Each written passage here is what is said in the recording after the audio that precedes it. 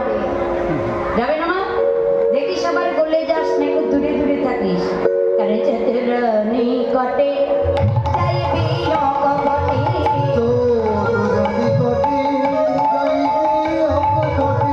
রাখবি আপন মা।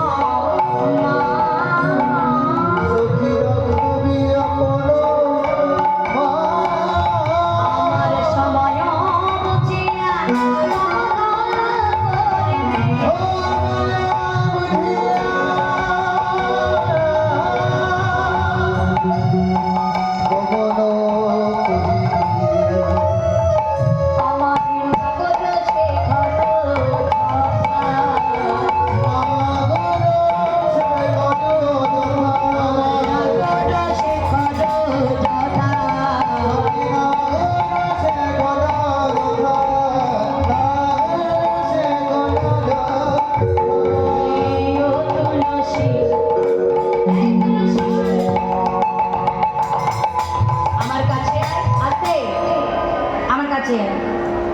আমার মতো পুরুষ চতুর এবং চালাক, ওই চালাকের কাছে যেতে গেলে একটু চালাকি করে যাবে, একটু গভীরভাবে বুঝবে। চালাকের কাছে যেতে গেলে চালাকি করে যেতে হবে, সাবধানে যাবি, সন্দর্পণে যাবি। দেখিস নারী জাতি তো যদি একবার মান যায় তাহলে কি হবে? বললি মান গেলে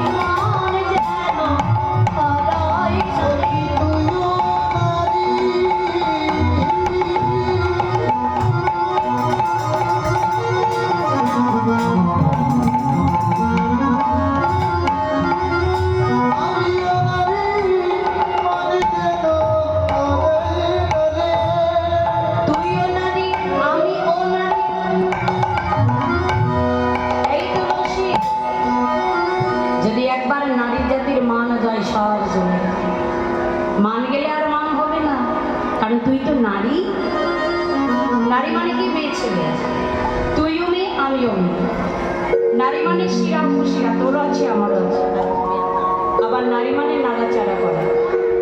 তুই গোবিন্দচরণ নাড়াচাড়া করিস আর আমি গোবিন্দ পদ বিলাস করি, তাই তুইও নারী আমিও নারী। তাই নারী হয়ে দেখিস যেন মনটা রাখিস, কারণ সেদিনই তোর মানে গিয়েছিল।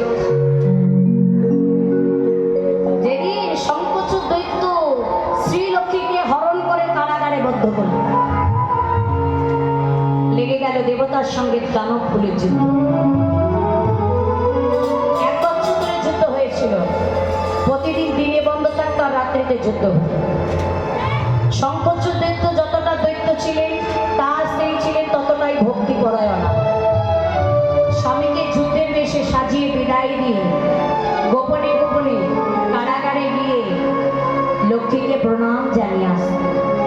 লক্ষ্মীর চরণ ধরে বলতেন, বিশ্বরূপে শ্রী ভজ্জে ভজ্জালয়ে শুভে সর্বত্র ত্রাহি মাং দেবী মহালক্ষ্মী নমস্তুতে।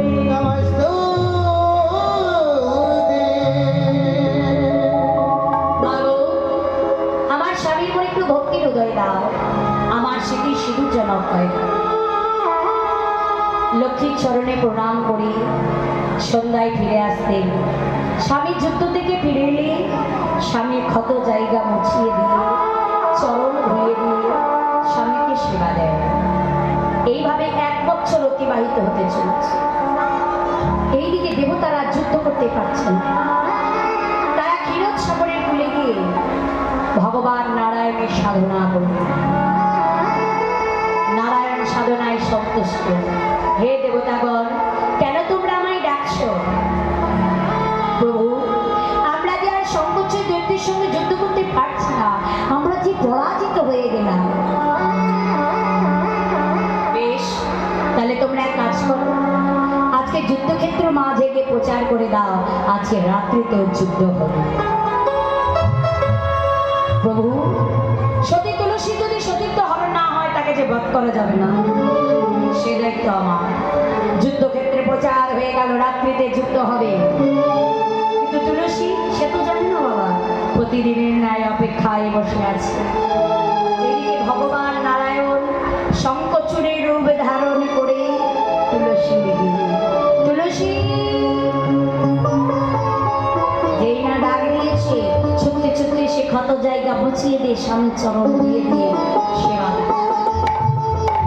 সেবা করতে করতে শঙ্করচর রূপের নারায়ণ বলে উঠল, তুলসী, আমার মনে বড় ইচ্ছা, আজকে নিশীতে আমি তোমার সঙ্গে বিলাস করতে চাই।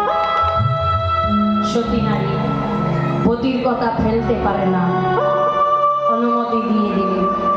এইবার শয়ন কক্ষে গিয়ে যেই না সতী অঙ্গ পরিশন করেছে, এইদিকে শঙ্খচূড়ের মণ্ডখানা দেবতারা ছেদন করে দিয়েছে। আর কাটামুণ্ড চিৎকার করে বলে উঠল, তুলসী, তুলসী তুমি অসতী, তুলসী তুমি অসতী। যেই না অসতী অসতী বলে উঠেছে, ওই কাটামুণ্ডটা ঘরে ঢুকতে পারছে না, মা বাইরে ঘুরে বেড়াচ্ছে। তুলসী কথাটা শুনতে পেয়ে শয়ন কক্ষ পরিত্যাগ করে বহির্দাস। এ তো আমার স্বামীর কাটামুণ্ড, তাহলে শয়নালয়ে যে পুরুষ নিচ্ছে সেজন কে? ভিতরে এসে বলছে, বলো তুমি কে? কে তুমি? কম তুমি? তুমি তো আমার স্বামী নও। কে আমায় প্রতিঘাতিনী করলে? কে আমায় অসতী করলে? ভগবান দেখছে আমার তো কার্য সিদ্ধি হয়ে গেছে, আর তো দেখা দিতে দশমী। শঙ্খ চক্র গদা পদ্ম ধারে নারায়ণের সম্মুখে প্রভু, বাবা, এই তুমি ভক্তের ভগবান, যে ভক্তরা তোমাকে সাক্ষী রেখে স্মৃতিতে সিঁদুর করে, তুমি নিজ হাতে ভক্তের স্মৃতির সিঁদুর মুছলে। আমি তো কোনো দোষ করিনি, আমি তো কোনো অপরাধ করিনি, তবু তুমি আমাকে অসতী করে। আমি তোমায় অভিশাপ, যে অঙ্গ পরশন করে তুমি আমায় অসতী করলে, সেই অঙ্গ মর্ত মাঝে শালিগ্রাম শিলা বিকৃত। এইদিকে দেবতারা লক্ষ্মীকে উদ্ধার করে নিদার করেছে। লক্ষ্মী বলছে, তুলসী কি করলে তুমি? ভক্ত হয়ে ভগবানকে অভিশাপ দিলে, বৃক্ষ সম আচরণ। আমিও তোমায় অভিশাপ দিলাম, তুমিও মর্ত মাঝে তুলসী বৃক্ষ রূপে জন্ম নিলে। তবে তুমিও নারী, আমিও নারী, তাই নারী হয়ে নারীর মান রাখিতে ওই তুলসী পত্র আজ থেকে ভগবান মাথায় নেবে, চরণে নেবে, সেবাতে নেবে। আর যারা ভগবানের ভক্ত হবে ওই তুলসীর মালা কণ্ঠে ধারণ করবে।